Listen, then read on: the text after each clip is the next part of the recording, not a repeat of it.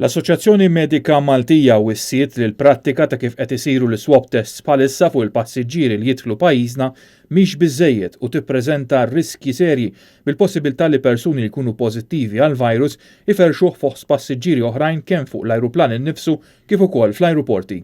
Fis-qarrija l-mam sejħet għal aktar kontrolli fl-ajruport qabel ma jerġgħu jiżdiedu t-titjiriet għaliex il-prattiċi ta' bħalissa huma ta' riskju serju għas-saħħa pubblika u t-turiżmu.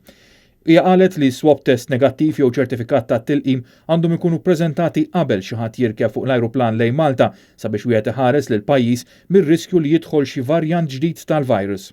Sa issa jekk passiġġier jasal bl-ajru jew bil-baħar u ma jkollux ċertifikat jagħmel swab f'pajjiżna, bil-konsegwenza li jekk ikun pożittiv ikun diġà xerret l-infezzjoni lokalment.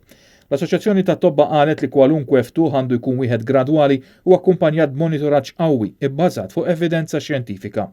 It-Tobba qalu wkoll li huma kontra li jitneħħew restrizzjonijiet fuq attivitajiet tal-massa jew attivitajiet oħra fejn mhux realistiku li nżammu d-distanzi soċjali qabel pajjiżna jkollu l-hekk imsejħa herd immunity. Il-herd immunity hu stmat li tinkiseb meta 70% tal-popolazzjoni tkun imlaqma b'żewġ dożi, sitwazzjoni li taf tintlaħaq lejn l-aħħar tas-sajf. L-Assoċjazzjoni Medika rrimarkat li l-Awtorità Maltija għat-Turiżmu donna qed tippjana parties kummerċjali.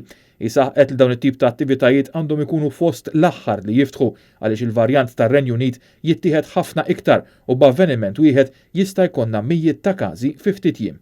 Il-kliem tal-mam ifakkar lil bosta f'dak li seħħ sena ilu meta l-Gvern bi suppost mechanisms qabbad u fetaħ b'mod mhux ikkontrollat u spiċċajna f'sitwazzjoni qar milli konna.